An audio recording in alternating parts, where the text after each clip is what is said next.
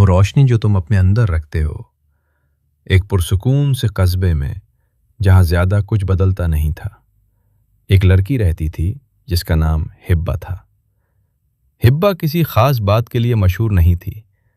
ना वो क्लास की सबसे ज़हीन तालिबा थी, ना बेहतरीन खिलाड़ी, ना ही सबसे ज्यादा मकबूल।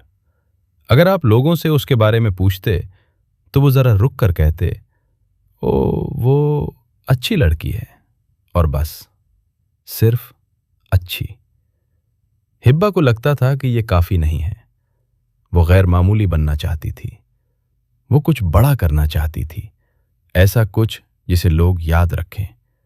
लेकिन जितना भी वो कोशिश करती, उसे लगता कि वो जो कुछ भी करती है वो बहुत छोटा है, बहुत मामूली। एक शाम बिजली चली गई और पूरा कस्बा अंधेरे में डूब गया। ना कोई रोशनी, ना पंखे, न टीवी की आवाज, बस खामोशी और साए। हिब्बा खिड़की के पास बैठी बाहर के अंधेरे को देख रही थी। सामने वाले घर में उसे एक हल्की सी रोशनी नजर आई। एक बूढ़ी औरत ने मोमबत्ती जलाई थी। वो शोला बहुत छोटा था, बमुश्किल कमरे को रोशन कर रहा था, लेकिन फिर भी उसने अंधेरे को कुछ हद तक पीछे धकेल दिया था। हिब्बा गौर से देखती रही। फिर उसने भी एक सादा सा काम किया। उसने भी एक मोमबत्ती जला ली। शुरू में ये कोई खास बात नहीं लग रही थी। कमरा अब भी मध्यम था, साए अब भी मौजूद थे, लेकिन रोशनी ने फर्क डाला। वो देख सकती थी। उसे सांस लेना आसान लगा। वो कुछ पुरसुकून महसूस करने लगी।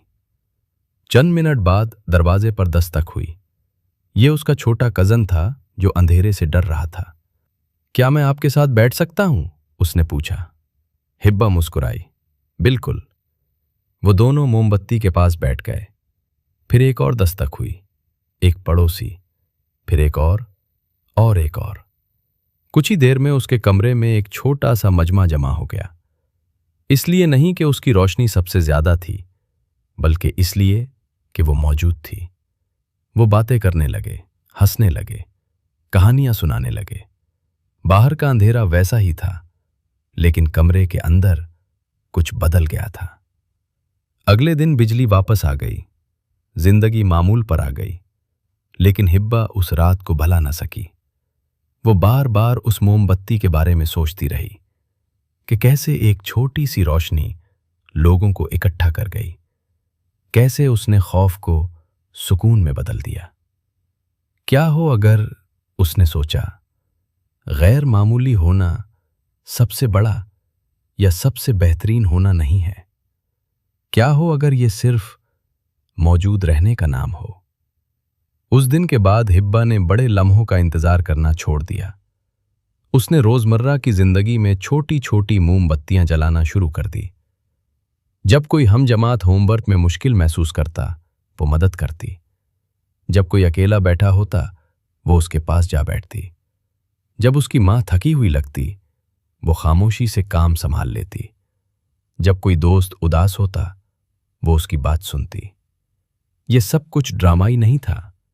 किसी ने तालियां नहीं बजाईं, किसी ने उसकी मेहरबानी का ऐलान नहीं किया, लेकिन कुछ बदल गया। लोग उसके पास आने लगे। इसलिए नहीं कि वो सबसे ज़हीन थी, ना इसलिए कि वो सबसे ज्यादा बासलाहियत थी, बल्कि इसलिए कि वो उन्हें हल्का महसूस करवाती थी।